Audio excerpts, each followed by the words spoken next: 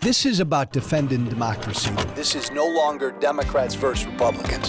What do you want your kids to believe in? There must be give and take. This is White Flag with Joe Walsh.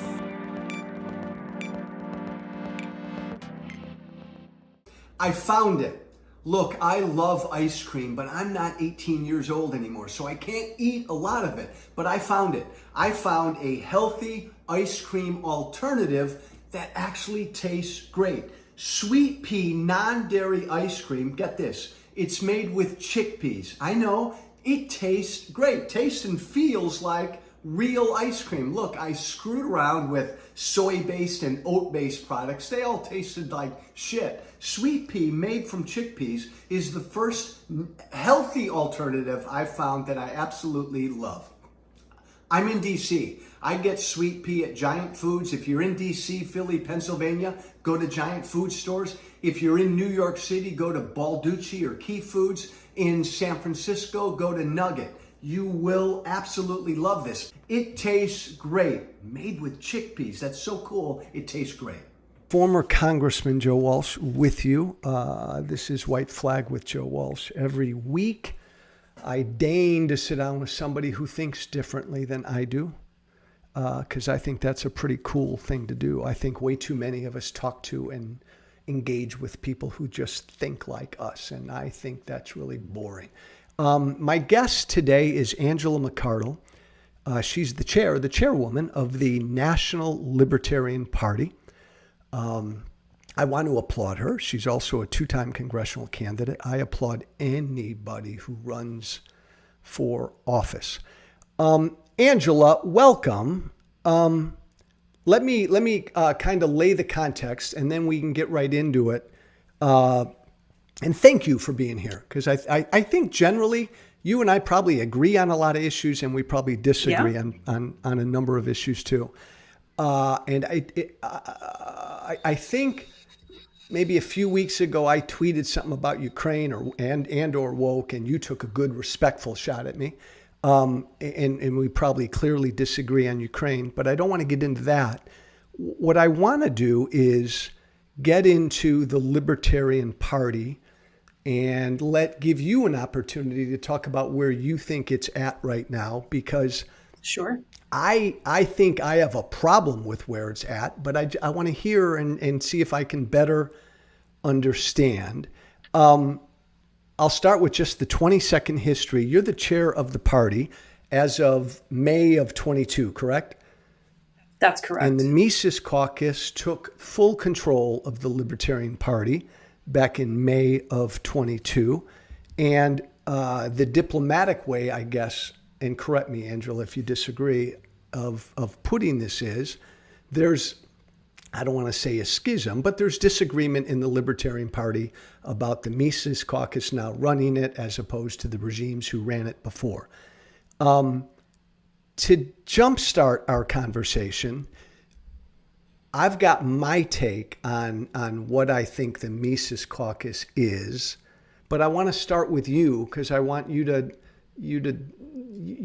start things here. The Mises Caucus now controls the Libertarian Party. Describe the Mises Caucus to me.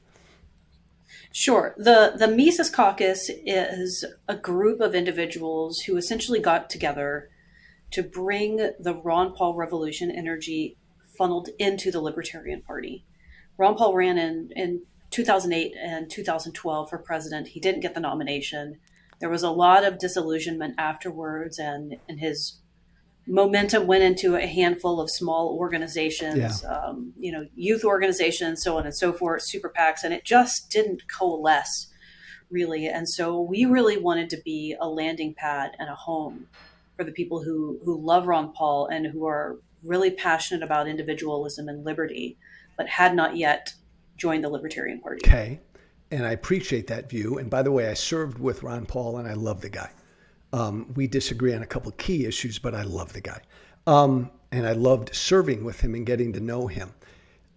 My take on the Mises Caucus, which has propelled me to want to have a conversation with you, is it strikes me as kind of an alt-right thing.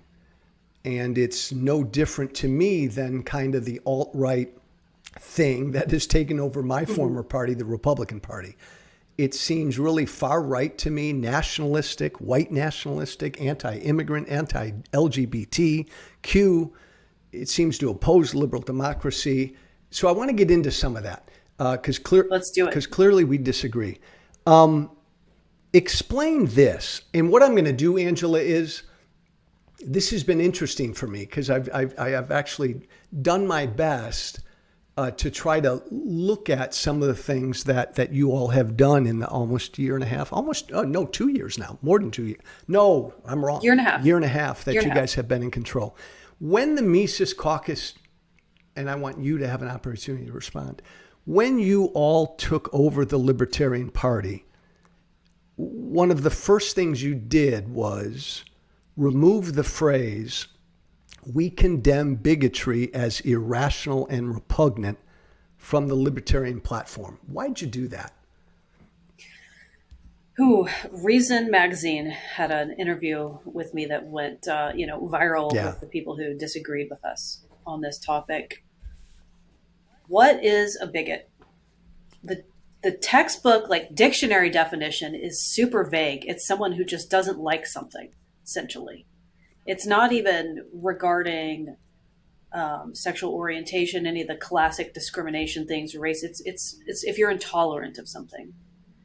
But what it's evolved to mean is that it's a slur, a cheap shot at anyone who expresses a view that's not popular regarding the current thing. That's how we view it. Angela, that's how, so I understand, that's how you and the rest of the Mises Caucus view it. Yes. Okay. Yes. That's how we view it. That if you didn't agree with every mainstream talking point on transgender rights, on the whole LGBT narrative, on some of the BLM stuff, that you're a bigot. And it's become, identity politics have become extremely exhausting. In the LPMC, the Mises Caucus, we don't believe they advance individual rights. We think they destroy natural hierarchies and the family unit, and that they pit good people against one another. Do you believe bigotry is bad? Just generally. Are you bigoted? Well, I mean, it depends, right? Like, I'm pretty actually, are you bigoted against communists? I mean, bigoted against, racist against, bigoted against anybody because of their skin color or their sexual orientation. Sure. I don't think that stuff is good for us. I don't think that anybody should discriminate against someone else based on their skin color. When and I think it was, what's his name, Nick Gillespie with Reason Magazine asked you after you became chair, I think he asked you directly, are racists and bigots welcome in the Libertarian Party? And you said yes. I said that they could be members. I don't think that they could be. Welcome is maybe not the right term. Welcome means we're excited for them to join, and that's not the case. But there's no purity test, right? To get to fill out the form online and join the party. There's nothing about being a racist. There's no sniff test. What does that even mean at this stage? Would you welcome racists in the Libertarian Party? No. And there have been a handful of circumstances, not a lot, thankfully, but a handful of circumstances where we have had really racist members. And they end up not getting officially removed, but sort of being run out, made to feel unwelcome, or just largely ignored. If you don't have common decency and manners and basic human interaction skills in the majority of the Libertarian Party, you just don't go very far when it comes to these things. Would it be fair to say that you, as the chair of the party, would say racist and bigots, though we'll quibble over the term bigot, but racists are not welcome in the Libertarian Party? You would say that forcefully. Sure. Have you said That's that? Totally Have reasonable. you said that forcefully? Yeah, absolutely. Plenty of times.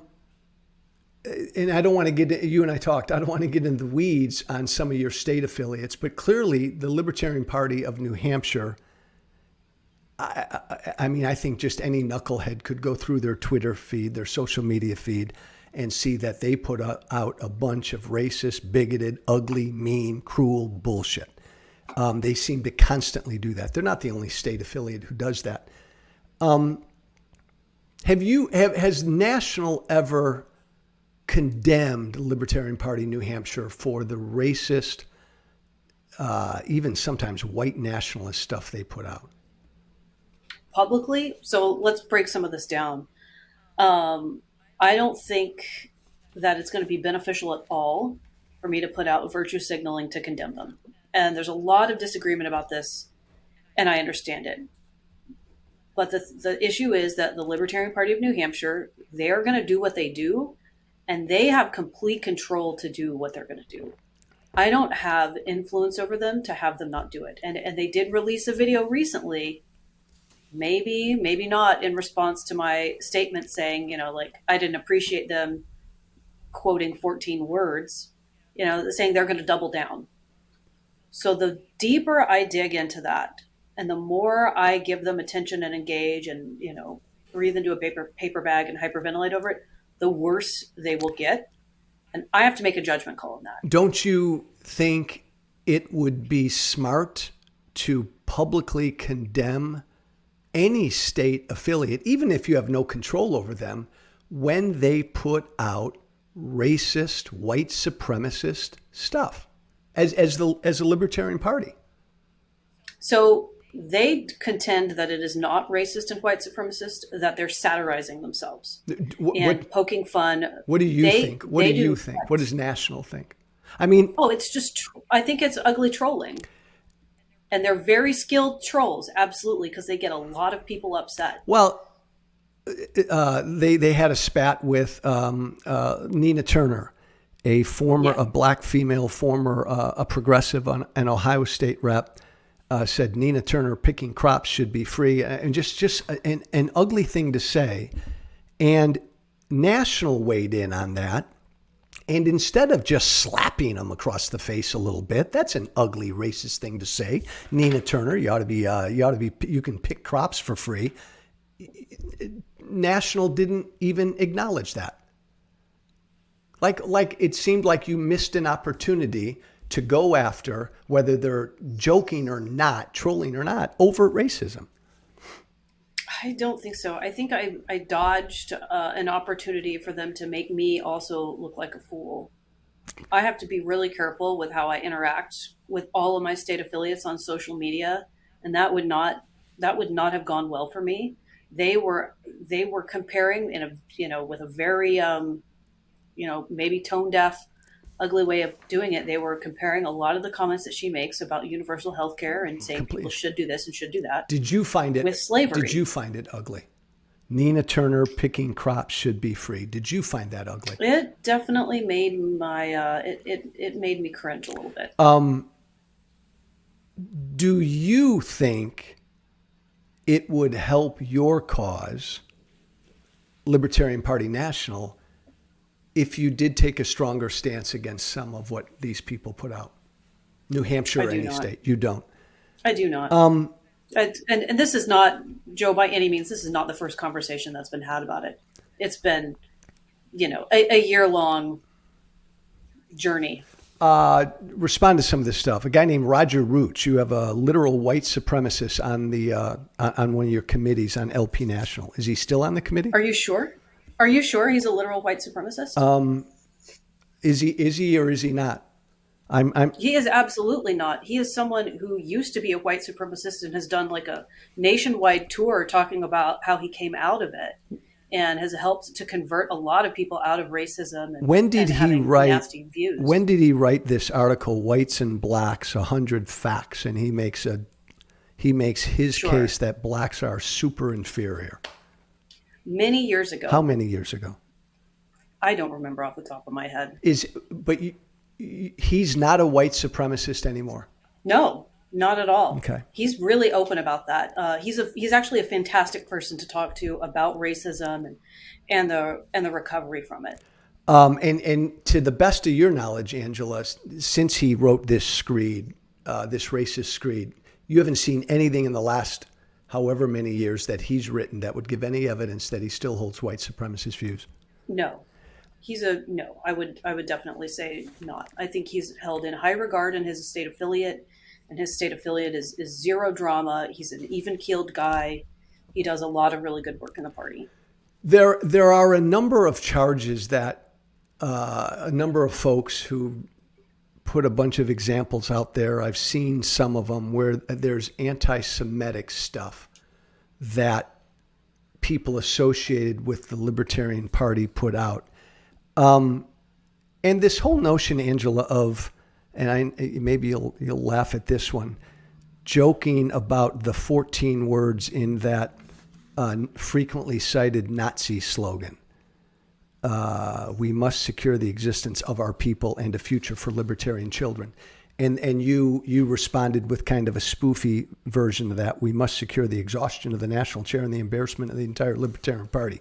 When somebody puts out like a well-known, frequently cited Nazi slogan like that, instead of like joking about it, why wouldn't you just condemn it? What is the obsession with condemning things? I feel like there is a certain demographic in the country that like there's magic words: condemn, disavow, denounce, and decry. Well, stop. Okay. I don't understand. Let me see if I can explain, and I'll probably do a lousy job. Okay. We condemn things that are bad. I think we should. Like we should condemn racism. Why do it? Because it's bad, it's harmful, it's dangerous. Why condemn anti-Semitism? Because it's bad, it's harmful, it's dangerous. Why wouldn't we condemn anti-Semitism? Because making a bunch of virtuous statements on social media over and over again doesn't really seem to do anything. It doesn't seem to push the needle in either direction. It just seems to inflame and incense things, especially when the person making those statements, however crude it may be, says over and over again, like, it's just trolling. We're not serious. And when you know the members and you see them face to face, you don't see them engage in racist behavior. It is an online phenomenon. But you're intelligent. You understand that if anti-Semitism shit is constantly being put out there by people affiliated with the party, and the party doesn't condemn it, it's quite natural for people to assume, as many people now do, that the party's got no problem with anti-Semitism. To me, that seems perfectly fair if it's not condemned. No?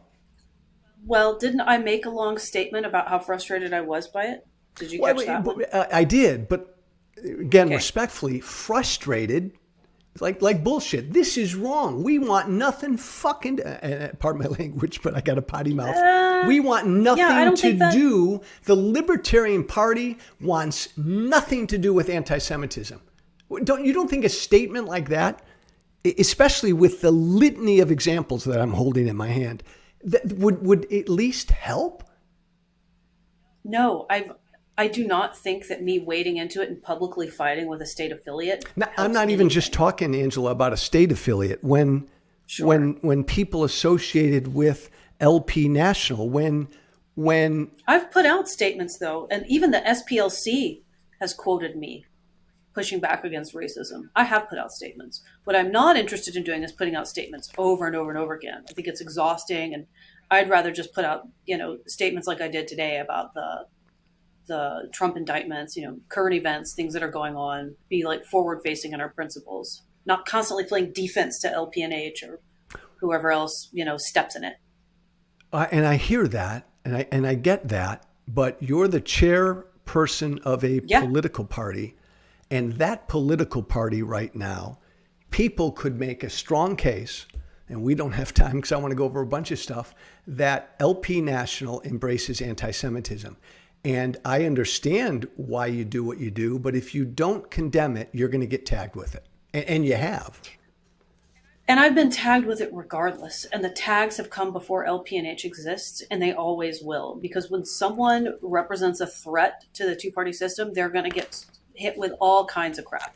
And that's just part of the cross that I have to bear. Well, and some of it I just have to. And I'm not just referring to you. The party is going to, if the party doesn't condemn anti-Semitism, and in fact, when there are multiple examples of the party kind of cuddling up to anti-Semitism, the party's people are going to think the party embraces anti-Semitism. You were on a podcast a year ago, and I listened to it, and I just didn't understand it. You promoted this thing called German New Medicine, which is a weird anti-Semitic conspiracy that says traditional medicine is a Jewish conspiracy to decimate non-Jews. Like, why? Not even true. Why would? I just completely reject the premise of your comment. I think that what happened is you read something about German new medicine. No. I Wikipedia, listened and to you're you running with. with I listened to your 45-second clip with Tim Pool on his podcast. Okay, so a 45-second clip with Tim Pool, and somehow it came out as anti-Semitism? Well, here's what you did. You referenced it. You said, Tim, and I forget the context. G&M. Yeah. Tim, you ought to check out German new medicine, and it'll help you understand what's going on here.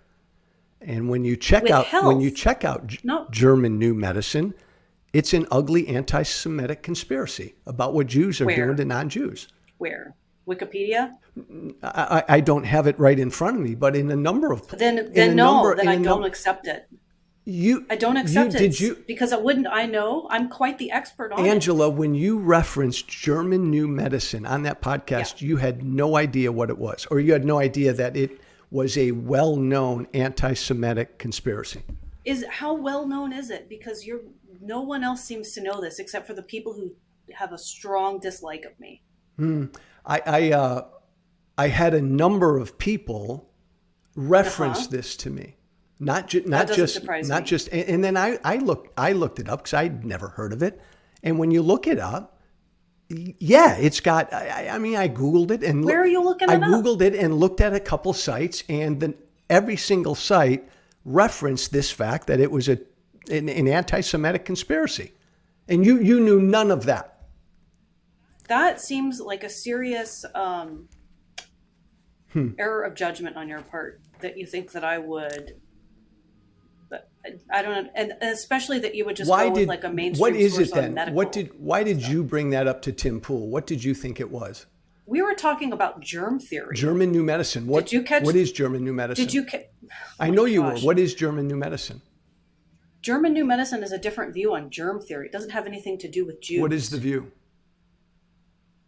Do we want to talk science and health right now? No, I want to know what you think the view is. What is the view of German? The view of German new medicine is that disease and illness are not caused in the traditional manner of transmissible illness. What's it caused by? It talks about stress, degradation to your body, issues with your brainstem. It's basically about trauma in the body causing chronic illness. And if you, Angela, if you knew that it was an anti-Semitic conspiracy theory, you'd have a problem with that. Sure. Okay. Hey, oh no, I won't go there yet. Well, how many things are we going to go there on? Because we're 20 minutes in and it's been nothing but relentless attacks on you, Joe. Kind of surprising. No, Angela, here's the deal. I want you to explain what the Mises Caucus is, because as I've looked into the Mises Caucus, I see alt-right. I see completely up and down alt-right, and the alt-right is pretty consistently bigoted, anti-immigrant, nationalist, white nationalist, anti-Semitic, anti-LGBT. And there seems to be an identical refrain in the Mises Caucus, which is just weird to me because it's all, like, alt-right to me is utterly anti-libertarian. Do you think?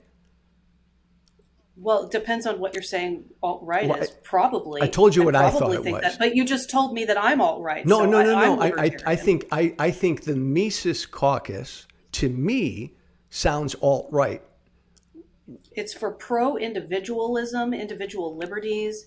It's welcoming of gay people. We have a couple of trans members. At least half of the caucus is open borders, more so than the average Republican by far. When I say alt-right, what's your notion of what alt-right is? Richard Spencer. All right, but philosophically, what is alt-right? Opposed. Even that is so nuanced. I would say the stereotypical alt-right person is opposed to any equal treatment of gays and lesbians. They believe that women should have super traditional roles and frown on women in the working place. There's an argument about whether or not women should vote. They believe in a strong national government. national health care, but mostly for white people, immigration moratorium, And you'd not just oppose, closed. the Mises Caucus would Yes. oppose any and all of that. Yes. White supremacy, Angela, is a bad thing, correct? Sure. White nationalism? Yeah. Nationalism of any kind. Of any Black kind is bad. nationalism too. Yeah. Anti-Semitism is bad. Yeah.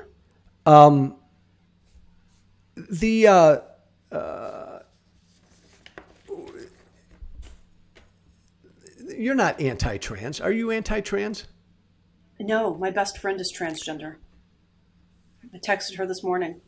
You We're good. tweeted a couple months ago the Drag Bunch Story Hour events where the queens gyrate and dance sexually in front of children are basically the "I'm not touching you" version of Kid Diddley.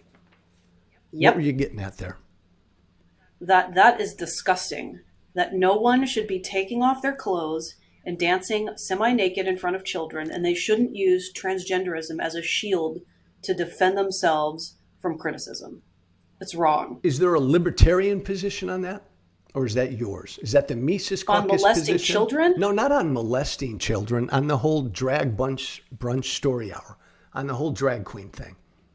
Drag Queen Story Hour, there's different views on it. I think there's a correct view What's the correct view? that adults should not perform sexual acts in front of children, and especially not up close with their clothes off. Did you started an Gay or straight, trans, whatever. Like it's just like shouldn't be doing that. Kids shouldn't be putting dollar bills in adults' underwear. You started an anti-trans makeup company. Why? It's a pro-women. makeup Pro-women. company. But that's not having anything to do with the Mises Caucus. But That's not about the Libertarian Party. That's my personal project. why did you do that? Have you ever scrolled through the Instagram of Ulta or Sephora and seen people with literal beards putting mascara on their beards? I think that the virtue signaling has become ridiculous. And sometimes you have to push really hard back in the opposite direction to sort of reset everyone back to where things should be, where we recognize the truth, what a man is, what a woman is. But you consider acceptable. You consider transgender women, correct? I consider them transgender women. They know that they're biologically male, the sane ones, and they're trans women. They're not the same as me, and that's okay. They're And the ones that work at it, I absolutely respect them and view them as women. Now, weirdos with just who have, blue-green hair, bad haircuts, and don't work at it, and they're not on hormones, and they're not trying to look like women, they're not going to get my respect. But again, the libertarian position is live and let live and do what you want to do. And No. Well, live and let live. I mean, what does that mean? It's that consenting adults can do whatever they want, but you don't have to approve of everything. No. But you don't have to approve. But a 30-year-old man who becomes a transgender woman and identifies as a woman, he or she is free to do that. Sure, absolutely. And you would respectfully identify her as a woman if she identifies as a woman. It depends. If, in my opinion, that person is sincere about it, then yes. The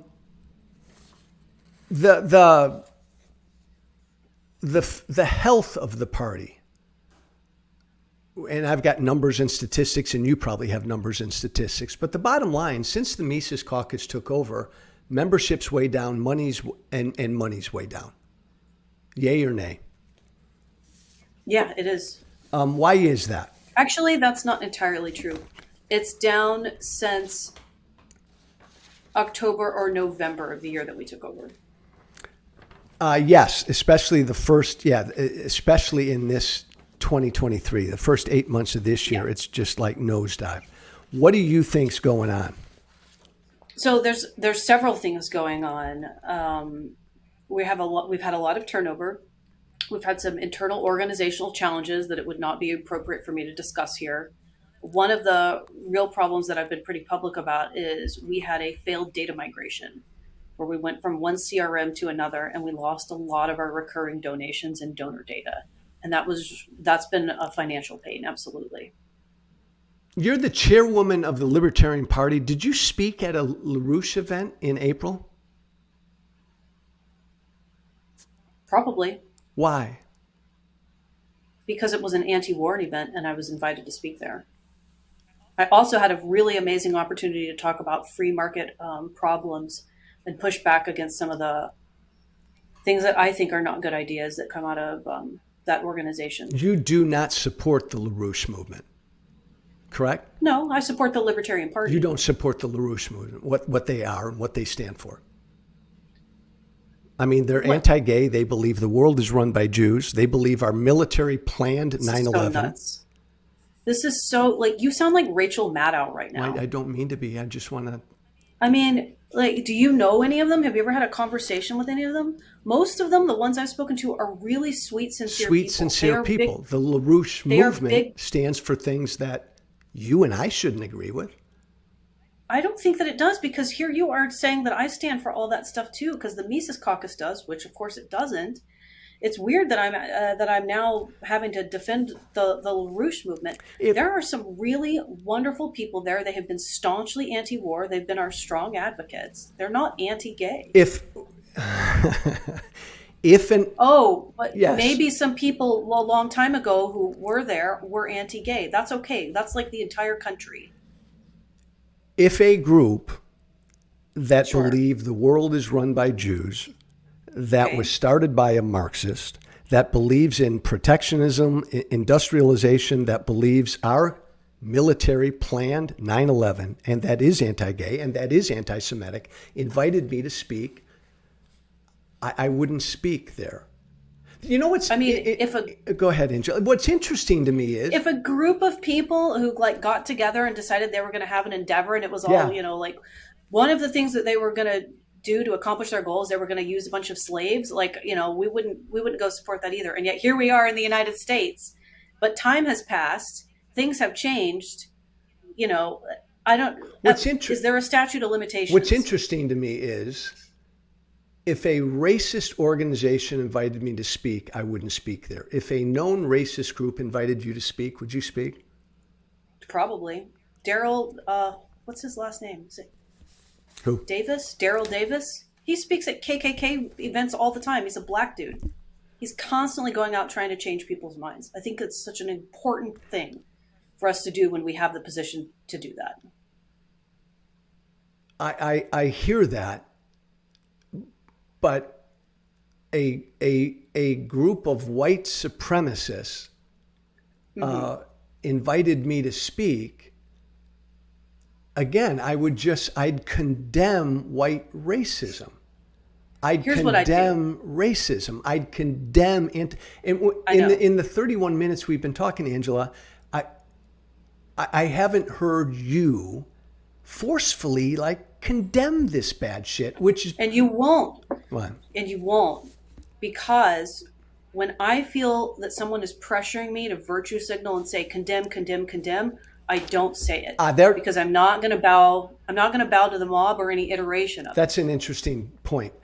You call it virtue signaling. I do. Anti-Semitism is bad. It's easy. You've agreed it's bad. It's easy. Sure. It's easy to condemn. I've said it multiple times, but it's like I don't use the right magic words. So when I say it, it's not. No, you say you won't condemn it because you don't want a virtue signal. I'm not going to use the words condemn, disavow, denounce, decry. I think that it's hyperbolic language, and I don't like. It's like in several years ago, someone in the Libertarian Party circulated a petition and pressured people to sign it, like denouncing racism. It just is absurd. We could just say, we know racism is bad. Ron Paul said racism is bad. It's an ugly form of collectivism. And then we just move on. Well, but stop. There you just condemned racism. You do condemn. Anti-Semitism is horrible, correct? Yeah. Okay, it's horrible when anybody does it. But Angela, pogroms in the Soviet Union, it's all bad. Angela, but that's why I feel like you're playing games, because you say you won't condemn it. You just condemned it. Anti-Semitism is horrible. That's a condemnation. Okay. So you condemned it. I'm not going to use the words that you want me to use. Does that make sense? Like I'm very, very opposed to using certain language around it. You believe, the Mises Caucus believes, or do they, that January 6th was a bad day? Bad for America? Oh, no. Are we going to get into this? I don't know. Why not get into it? Was it a bad day? Okay, let's get into it. What do you mean a bad day? Was it a bad? It was a huge disappointment. What was a huge disappointment? Nothing happened. A bunch of people went there and got scammed by Donald Trump. Like nothing happened. Would they go there? There was no coup. It was just a riot, and then people got let into the White House and walked around. Was it a bad thing? Was it a bad thing that happened for America? Was that a bad thing that happened that day? Let me think about how I want to answer that. I mean, that shouldn't be tough. Was it a good day or a bad day for America that happened? The attack on the Capitol. Oh, I think it was a bad day, but not for the same reasons that you think. I don't think it was an attack on America. An attack on America is like 9/11, where a bunch of people die. Bad days for America are like every day when we ship, troops overseas and someone dies in a foreign war. Bad day for America is like when some Middle Eastern family gets bombed on their wedding day and their collateral damage. It just doesn't compare to me. That's like an embarrassment. It was an embarrassing moment. It was an embarrassing moment. Yeah, it was like Muppets Take Manhattan, but like it was, like MAGA people take the White House. It didn't work.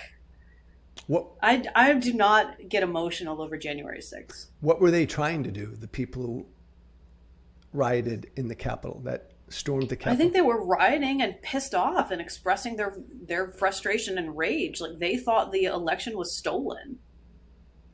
You don't believe the election was stolen? Stolen? No. I think there was probably election fraud, but I think that happens every single election cycle. I think it happened with Al Gore. Hillary Clinton thinks it happened in 2020 or 2016. I mean, so. You don't believe, though, it was an attack on our democratic process? No. Okay, so you disagree with then a lot of what the justice system has determined. I mean, 1,000 people have been charged and arrested. Hundreds are in jail for specifically trying. You don't. I think they're political prisoners, and even though I don't agree with their political ideology, I think it's horribly unjust that they were locked up. Some of them were horribly mistreated in prison too, even by prison standards, and certainly my heart goes out to them and their families. And I do think a lot of that is on Donald Trump, and he could have told those people go home, and he instead, pushed them to go to the Capitol, and then he didn't even have the guts to pardon them afterwards when he still could have. Like that, I think was really embarrassing. That was a really embarrassing moment for him. Does the Libertarian Party doesn't have a stance on that? I mean, I've asked you for your viewpoint. No. But again, you believe Trump the whole time was lying about a stolen election. I don't know if he was lying or if he was like just wrong, misled. I mean, I don't think it was the truth. I don't know whether or not his statements were really intentional. He has surrounded himself with so many bad people. It's hard to really sort out like what's his opinion, what's his narcissism, what's just, Is he a bad guy? Terrible advice. What's the stance that the Mises Caucus and or you has on Trump? Donald Trump? I mean, I don't want him to be president again. Didn't want him to be president the first time. We don't have Trump derangement syndrome, if that's what you mean. Like we're not like hysterically upset over him. We just would prefer that he. My biggest frustrations with him, Operation Warp Speed, the fact that he's still, talking about his vaccination program like it was a good thing. Wait, back up. Explain something to me. Yeah. You believe the vaccines were good things, no? No, you don't. I don't think so. I'm not persuaded. You're not persuaded. I think there's an argument to be made that they could have saved some elderly people and people who were high risk. But I think that what we're finding right now, and it's happening in real time, is that the side effects greatly outweighed any positives. And there's a lot of young people who are having heart problems, and it's really tragic. So you don't believe the vaccines were a good thing? You don't believe they worked and saved lives? I don't think so. I think that probably in the end, the evil outweighed the good. Yeah. Certainly not how it was rolled out. People should have been put on notice that it was experimental more. Our government pushed it so hard. People trusted it. That was not the right way to do it. If you're going to push things out like that, people need to be a little bit more buyer beware, and it needs to be done in a more honest manner. And again, we won't spend much time on this, but yeah, for the record, you and I disagree. I think the science is pretty clear that the vaccines did a great job keeping people out of the hospital and saving lives, keeping people from dying, and that far, far, far, far, far outweighed any negative impact of the vaccines.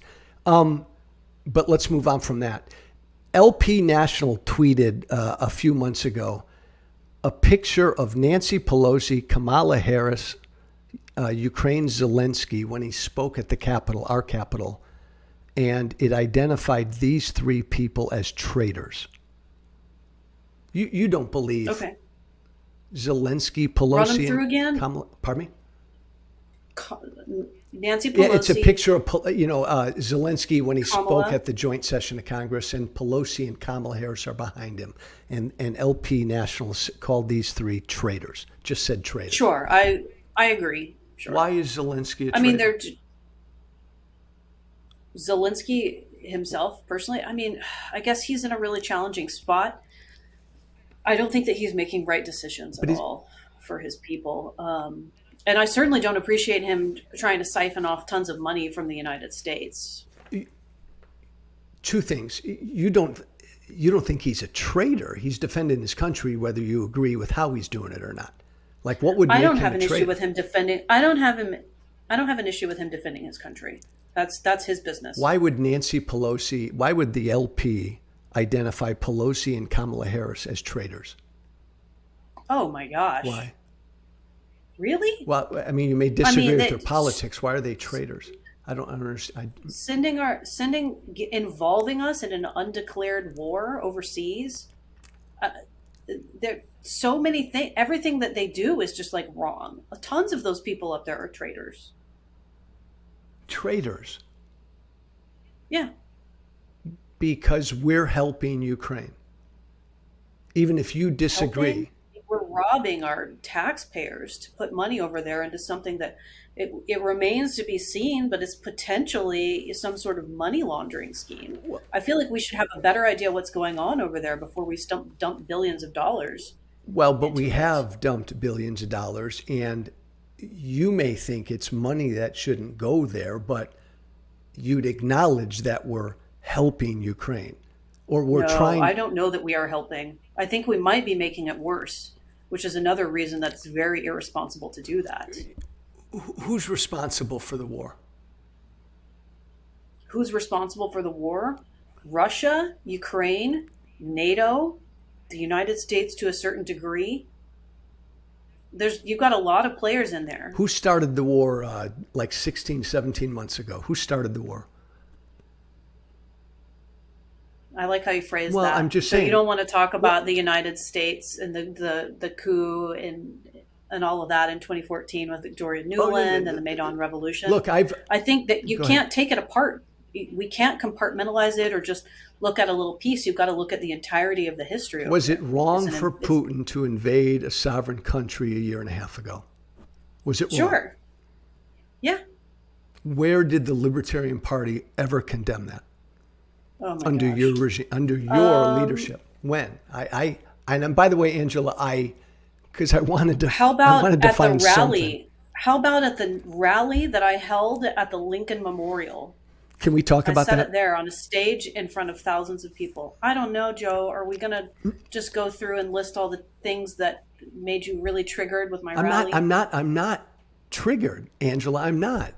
Very little. After everything I've been through, very little triggers me.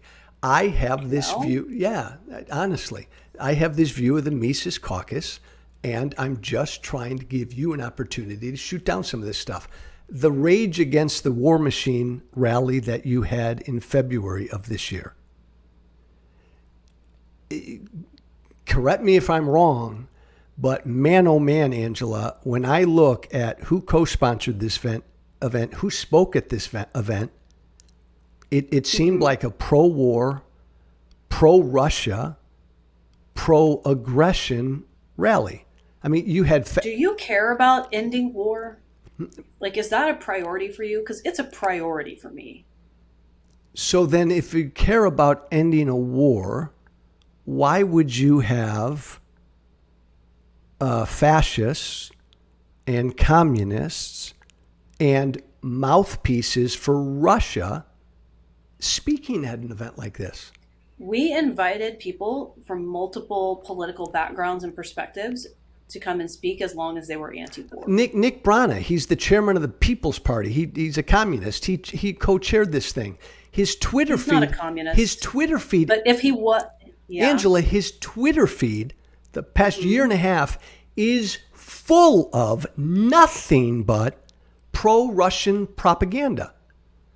Okay. He blames the U.S., NATO, and Ukraine up and down the street. Never Me once too. blames Russia. Never once.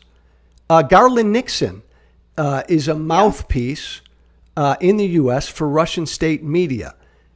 Caleb Maupin is a communist. He's the founder of CPI, He is. one of the rally He is. sponsors that hosted a pro-Nazi rally. I could go on. There are like 15 speakers Heaven here. forbid we take $1,000 from someone so we can have an appropriate sound system to put on our rally. Wait a minute. We had- You're better than that. You let a guy like that, a pro-Russia, communist, fascist, whatever he is, speak because he gave Maybe you I'll have a $1,000. public conversation with him. Maybe I'll have a public conversation with him to talk about communism and his views. But wait a minute. You just said that he gave you $1,000 for the event, so you the let him CPI speak? did. I mean, they were a sponsor.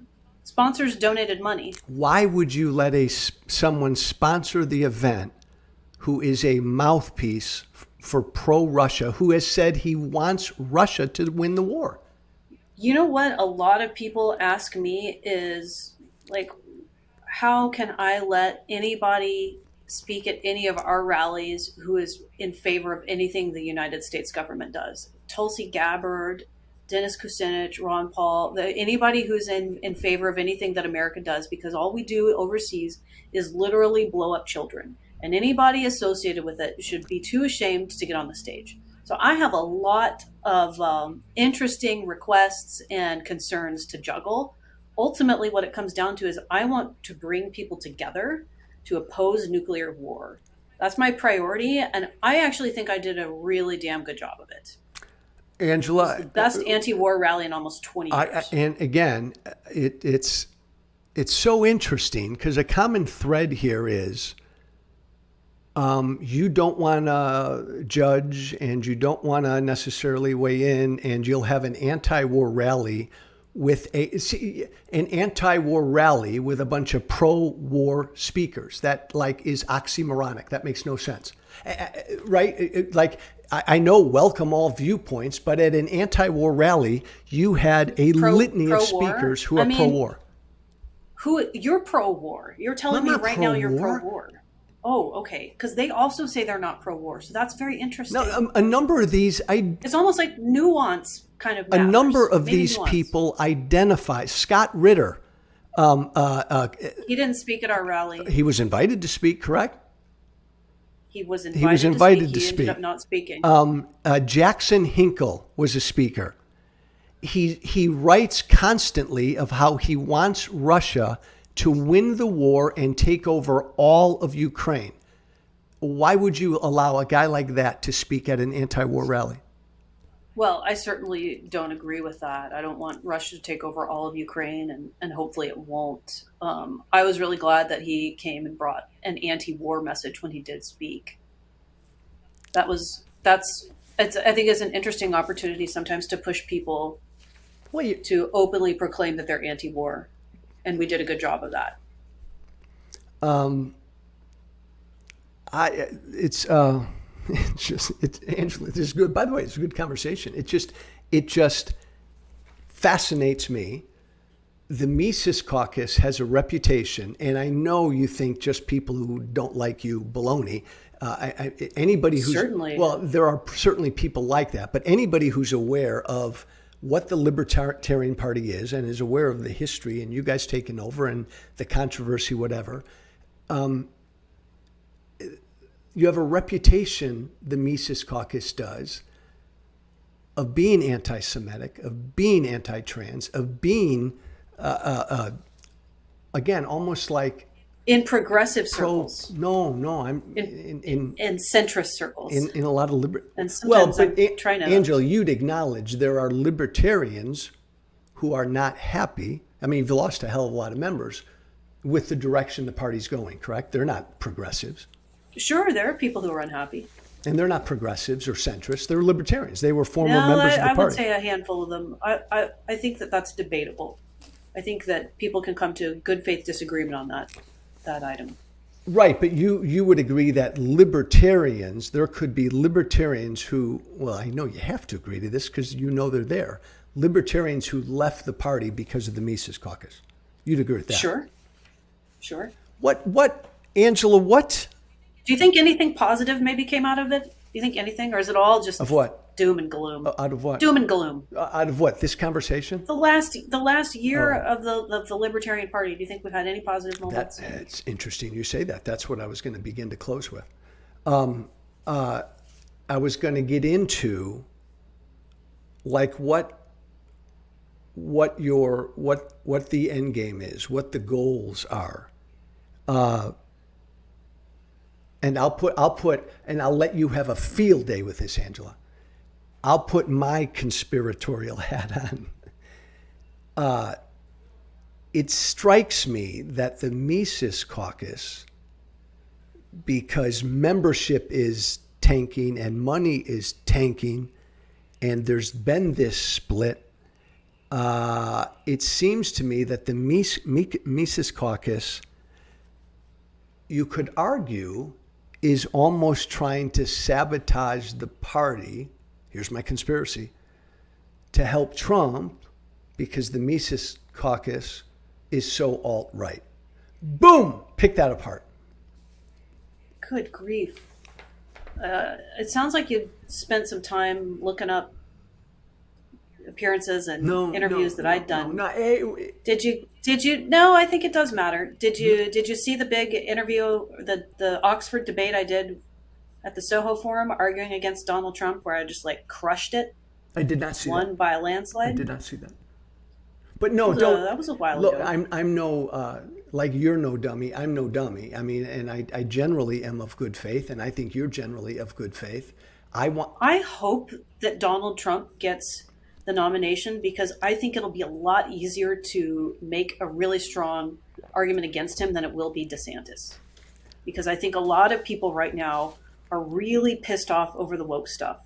They're very concerned about the exaltation of identity politics and the sexualization of children. And Donald Trump is actually he's pretty lax on a lot of that stuff. What is woke? How would you define woke? What is woke? Woke is mainstream Marxism. Woke is mainstream Marxism, and it gets sort of floated by and with the current. And you know the history. You know the history of the term woke. I know you do. So you'd quibble with my definition that woke is, and I know nobody now likes to use the term anymore. Woke is just an awareness and a recognition that this country still has a way to go when it comes to things like racism and injustice to people of color and disadvantaged folks. It's just like an awakening and gaining empathy. That would be my definition of woke. And you wouldn't oppose that kind of a concept, right? No, but I disagree. You disagree with it. The definition. And I don't, what's the right way to, I'm trying to, Jordan Peterson says to be precise in your speech. So I try to be precise in my speech. I think that we would have different ideas about the ways to go that we have and why we're at those positions. That's something that what do you, when it comes to the issue of woke, to me, my libertarian stance would be, It can be whatever people want it to be. There should be no government policy on it. Be open to all views on it. I mean, you guys don't weigh in on woke, do you? I mean, You know what?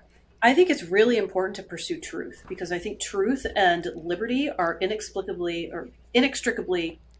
entwined with one another. but truth and is that you cannot have individual liberty unless you have truth. Just like, perfect example, people were saying we've got to lock you down to keep you safe for your freedoms, and we know that that's not true, because there were people who needed to go to work and take whatever risks that they felt they might have to take during lockdown so that they could provide for their families. They were not safer locked down at home. So I think that truth and individualism and liberty are very, very closely related. You can't have one without the other. And wokeism, right. But let me just interject. It's not truth. Well, but again, you're smart enough to know that everybody's got a different definition of wokeism. So you can't say wokeism isn't truth. Woke maybe. I can. Well, you can, but you I never cede the linguistic battle. It's your truth. You can't see the it's your linguistic truth. battle. It's your truth. To me, I believe in objective truth. well, but again, you have an opinion of what wokeism is. I have an opinion about wokeism is. Certainly. We each have our own truth. But again, truth can be a funny thing. You and I could spend a lot of time talking about the vaccines and COVID, and I could make a case that you're denying some basic truths. Truth can get funny. I just think it's difficult, I think, in certain areas for someone to say definitively that this is truth, especially kind of like a libertarian position. Oh, I am not a postmodernist. I do believe in objective truth. I think that there are really complicated situations, especially when it comes in with statistical analysis, because that can be, manipulated. But I think when you get to the heart of the matter, you can almost always discover what the truth is. Getting there, though, is sometimes very painful and a long and difficult journey. You and I both would have agreed. You obviously opposed any and all government mandates during COVID, and I did as well. Yeah. I supported, again, my version of freedom. I support a private business, a private restaurant, having whatever policy they want to have when it came to masks and vaccines. Are you there on that? Not 100%. Let me share with you why. I think that the reason a lot of those businesses instituted those mandates is because they were fed government propaganda that I think was based on lies. And I think they were also very afraid of government repercussions and pushback from government agencies. And so they instituted mask mandates and things of that nature. Even with that. And they were afraid of lawsuits too. Even if I accepted that, and I don't, but even if I accepted that, at the end of the day, the owner of a private business should be free to dictate what the policy at his business is, period. Freedom. Yeah. Yes, and. Okay. Yes, and I, as a consumer, customer, loyal customer, should be free to engage with him and push back a little bit and try to persuade him. Well, okay, true. At the end of the day, if I get tossed out, and I did many places, then that's the way it is. No, I concur. Agreed. You have your freedom to Nice. do what you want, but if you go into that restaurant and you don't abide by his freedom, his policy, he can kick you out of the restaurant. Yeah. Let's close with I want you to tell me what the Mises Caucus's end game is, and again, It's not really. No. What I shouldn't say end game. What is the goal? What is the vision? And I think we should talk about what my vision is, because I haven't served on the Mises Caucus board for over a year now. yeah, but okay, explain that to me. I think that that's a fair thing for you to let me in, Don. Well, no, okay, but I need a point of clarification. You're the chairperson of the party.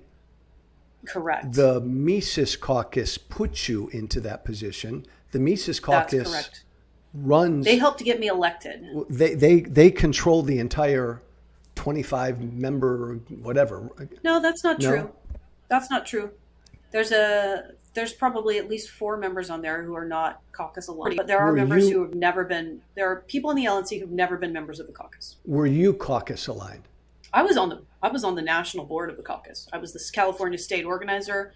I chaired So- the California PAC. I was very aligned. So then you speak for the Mises Caucus. Nope, I do not at this point. You're the chairwoman of the party, and you're part of the caucus. They're also a political action committee, so you're not going to catch me on record at any time saying I speak for the caucus, and that's why. I have very clear delineated responsibilities on my end now. I want to carry out their vision because I believe in it, but I don't Okay, speak stop. for them. Okay, I'll let you do that, and I'm just going to get in one more little jab, and then I'm going to lead you to. You can lead us into your vision. Your vision, and you just said you're going to speak for the Mises Caucus's vision. You've acknowledged that as of right now, the party is hurting both financially and membership. You're hemorrhaging both. I don't know if you have, Angela, but people in the Mises Caucus have publicly acknowledged that it's a deliberate tactic to try to make the Libertarian Party as bad as possible for certain libertarians. And if people are disgusted, they can just leave. We don't care. What is your vision in this situation now for the party, for the Mises Caucus?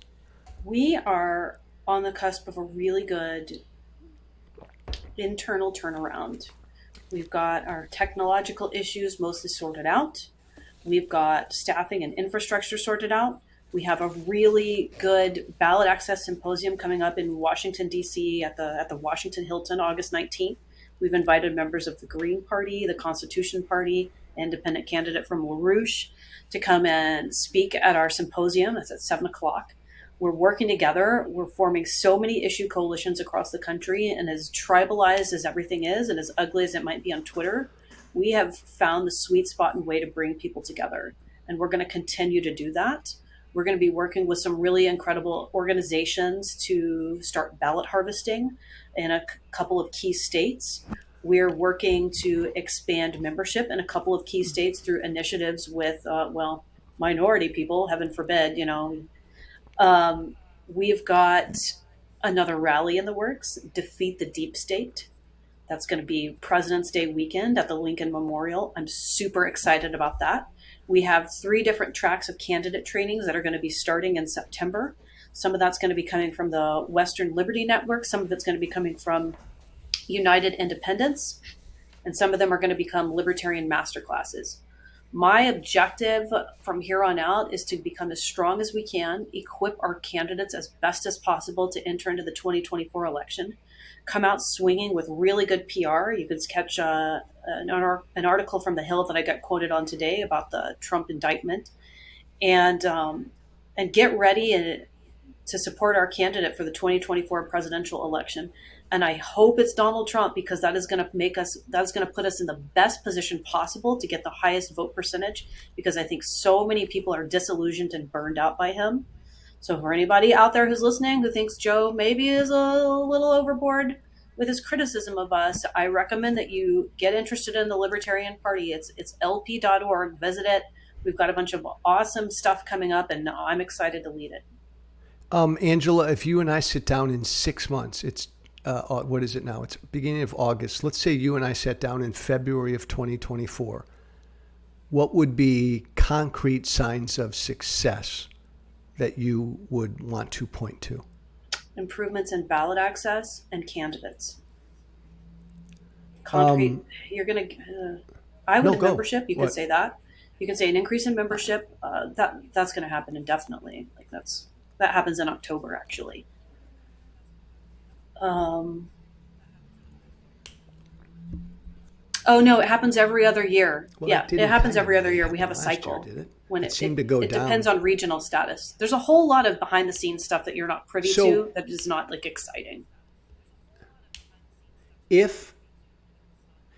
Angela, if your membership next February is still on the same nosedive, that'll be a problem. Yeah. That will be a failure. If your finances continue to go down, that will be a problem. What in the year and a half that the Mises Caucus has controlled the party, what mistakes have you and the caucus made? There is definitely things that I would do differently. I would have gotten us board governance training a little bit sooner, and I've been really public about that. I have gotten us board governance training since.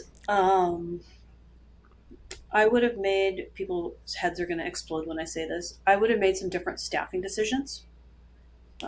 There were things that I felt rushed to do. There are things that you learn in hindsight. It's very difficult, by the way, to staff a political organization because everybody has their own version of what they think should be happening, and everyone's doing a lot of political maneuvering. And I don't say that to disparage staff. It's a really tough job. It's really hard to work at the LP. I think I would have actually been more involved in staff to make sure that we had a really good culture, and also to spend more money on them so that they get all the tools that they need. So much of this stuff is just boring internal stuff. Yeah, that's all good, boring, internal, important stuff. Do you want to make any changes in your messaging? Do you feel like you need to? Yeah, I think we are going to make some changes going into 2024. I think we're going to be talking a little bit more about solutions. Okay. Maybe not trolling as much? I think we're still going to troll people, but I think we're also going to have some more white pills, as Michael Malice would say, positive solutions. Did you say Michael Malice? He was an interesting guy. I had him on the podcast 7 or 8 months ago. Do you feel like there are problems with the messaging that LP puts out? Are you asking me to critique my own organization publicly and throw my volunteers under the bus? My God, Angela, come on. I'm not going to do it. Is there a... Afraid? No. Political? Yes. I am good at what I do and want to keep my guys happy. Angela McArdle is her name. She's the chairwoman of the Libertarian Party, the National Libertarian Party. Get involved with them if you are so inclined. Angela, thank you. I appreciate this. Let's keep a dialogue going. Thank you for listening. Remember to listen, share, and follow White Flag with Joe Walsh on Apple Podcasts, Spotify, and everywhere great podcasts are found. And be sure to leave a 5-star review. This has been White Flag with Joe Walsh.